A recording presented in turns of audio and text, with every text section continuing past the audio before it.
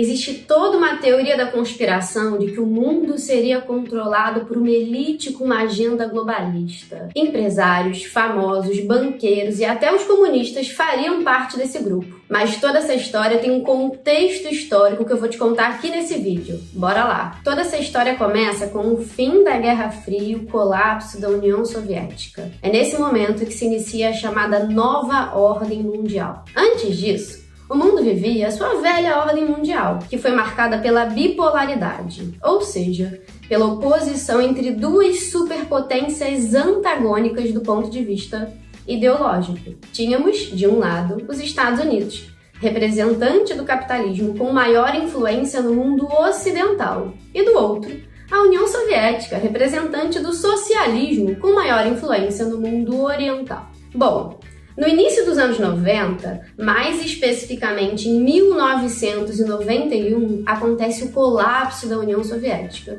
e os Estados Unidos, representante do capitalismo, se torna o grande vencedor da Guerra Fria. É nesse momento, pessoal, que se inicia a nova ordem mundial, ou seja, uma nova correlação de forças no cenário internacional que não é mais marcada pela bipolaridade que significava, que marcava o período anterior. Nesse momento, especialistas sobre o tema percebem o surgimento de múltiplos polos de influência, seja política, econômica e cultural. Portanto, é por isso que a partir dos anos 90, a nova ordem mundial passa a ser caracterizada pela multipolaridade. Existem múltiplos polos de poder e de influência ao longo do planeta. Essa nova ordem mundial multipolar tem influência de diversos países, onde podemos destacar, claro, os Estados Unidos, como grande potência. Temos o Japão, alguns países da União Europeia, como a Alemanha, a Inglaterra e a França, e mais recentemente a China, que vem encontrando índices impressionantes de crescimento. É justamente essa multiplicidade de polos de influência que caracteriza a multipolaridade. Mas olha, toma cuidado. Essa multipolaridade ela não é só econômica, ela também é política e cultural. No entanto, existe um elemento muito importante para o qual nós precisamos ter uma atenção. Do ponto de vista militar, a nova ordem mundial é caracterizada pela unipolaridade. Como assim? Militarmente, nós temos uma grande potência hegemônica, que é justamente os Estados Unidos, vencedor da Guerra Fria. Portanto, temos que separar as duas coisas. De um lado, do ponto de vista militar, temos a unipolaridade, e do ponto de vista econômico, político e cultural, temos a multipolaridade. Existe, inclusive, alguns autores que juntam as duas coisas e falam numa unimultipolaridade, levando em consideração aspectos militares, mas também aspectos políticos, econômicos e sociais. Se existem vários conceitos para caracterizar essa nova ordem mundial, tem uma coisa que todo mundo concorda. Ela é marcada pelo fortalecimento da globalização. Hoje, o mundo se encontra cada vez mais conectado, cada vez mais interligado. As coisas acontecem em escala global.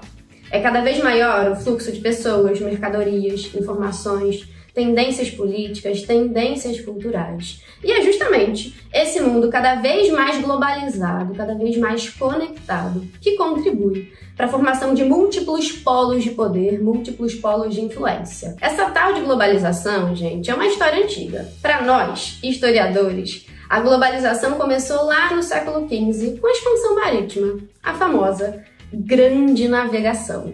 É nesse momento que a gente tem uma maior conexão entre a Europa, a América, a África e a Ásia.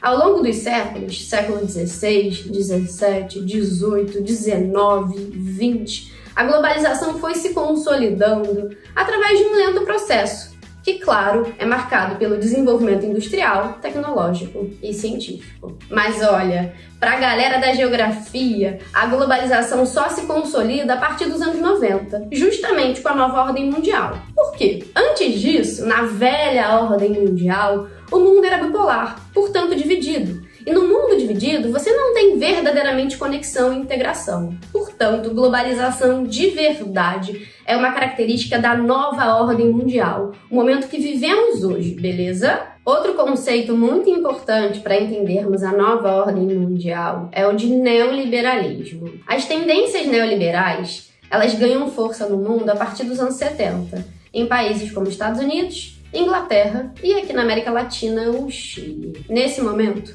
há o progressivo abandono daquele estado de bem-estar social inspirado nas ideias keynesianistas, que ganhou força, depois da crise de 29 e que também foi uma marca, de muitos países europeus ao longo da Guerra Fria. No estado de bem-estar social havia toda uma preocupação social com emprego, saúde, educação, renda básica. E ali, nos anos 70, esse modelo vai sendo aos pouquinhos deixado de lado.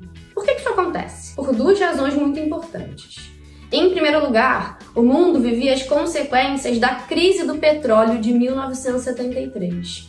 Nesse momento, os estados passavam por dificuldades econômicas e, portanto, começam a reduzir as suas responsabilidades. Além disso, é importante que lembremos que ali nos anos 70, a Guerra Fria já caminhava para o fim. Estava bem nítido para boa parte do planeta que os Estados Unidos seriam o grande vencedor. A União Soviética já passava por um desgaste, o socialismo já mostrava as suas contradições. E é justamente nesse momento que o bloco capitalista acaba deixando de lado certas preocupações sociais. Portanto, o estado de bem-estar social keynesiano vai ser progressivamente substituído pela ideia do estado mínimo, um estado cada vez menor, com menos responsabilidades. É nesse momento, por exemplo, que há um enxugamento dos gastos públicos, as privatizações. E aí, tem um detalhe muito interessante. Embora esse modelo neoliberal seja implementado lá nos anos 70 em alguns países, ele só vai se popularizar no mundo justamente a partir do fim da Guerra Fria, já que a União Soviética ali já não era mais uma ameaça. É, portanto, lá nos anos 90 que esse modelo neoliberalista vai ser implementado em várias partes do planeta, inclusive aqui no Brasil. Além da globalização do neoliberalismo, a nova ordem mundial é marcada pelo surgimento de blocos econômicos. Blocos econômicos são basicamente alianças, acordos entre os países para facilitar as trocas comerciais, para que essas trocas fiquem cada vez mais fluidas, cada vez mais fáceis. Ao longo dos anos 90, uma série de blocos econômicos foram formados, como a União Europeia, o Mercosul e o NAFTA. É importante a gente pensar que no mundo cada vez mais conectado, cada vez mais globalizado, onde os fluxos são cada vez mais intensos, ninguém vai querer ficar quietinho, fechadinho no seu canto. É importante estabelecer relações, e é justamente aí que entram os blocos econômicos. Mas olha, é importante que tenhamos atenção a um aspecto. Nem todos os blocos econômicos são iguais. Eles possuem níveis específicos de integração, de acordo com os países envolvidos e o que foi definido na hora de assinatura dos acordos que levaram à construção daquele bloco. E para fechar, nós temos ela, a ONU. Não sei se vocês sabem, mas a ONU ela foi criada lá na velha ordem mundial, após a Segunda Guerra Mundial. Num momento, gente, em que o mundo vivia um contexto extremamente traumático. Em pouquíssimo tempo, foram 2 guerras mundiais, de proporções catastróficas, milhões de mortos. A ONU é criada justamente com o intuito de promover a manutenção da paz mundial. Hoje, com a nova ordem mundial, a ONU conserva o seu intuito e suas linhas de atuação. O principal objetivo da ONU é manter a paz e intervir caso aconteça alguma treta entre os países. É claro que hoje a atuação da ONU sofre muitas críticas, como, por exemplo, o seu imobilismo, já que o Conselho de Segurança da ONU é composto por 5 membros permanentes, onde podemos citar Estados Unidos, Rússia, China, França e Reino Unido. Cada um desses membros tem poder de veto e, portanto, nem sempre eles concordam. Isso faz com que a atuação da ONU seja dificultada. Além disso, embora a ONU tenha lá o seu papel importante na dissolução de conflitos e problemas, a gente percebe que ela atua fundamentalmente em favor dos países centrais, o que também é visto como um problema. Apesar dessas críticas, é importante que tenhamos em mente que a ONU funciona como uma grande mediadora entre os países, o que é cada vez mais necessário num mundo super conectado e num mundo em que as relações são cada vez maiores. Existe ainda toda uma teoria da conspiração em relação à ONU. Há quem diga que ela serve a essa tal agenda globalista que quer dominar o mundo e acabar com os países. Mas olha, isso tudo é só teoria da conspiração. Bom, pessoal, chegamos ao fim desse vídeo. Se você curtiu, não esquece de deixar o seu like, se inscrever no canal e ativar o sininho para receber notificações. A gente sempre pensa muito conteúdo legal por aqui. E olha, se você conhece ou tem alguma teoria da conspiração que quer dividir com a gente, não deixa de comentar aqui embaixo, beleza? Quem sabe eu não volto com mais coisa desse tipo. Gente, é isso. Beijo grande pra vocês e até a próxima.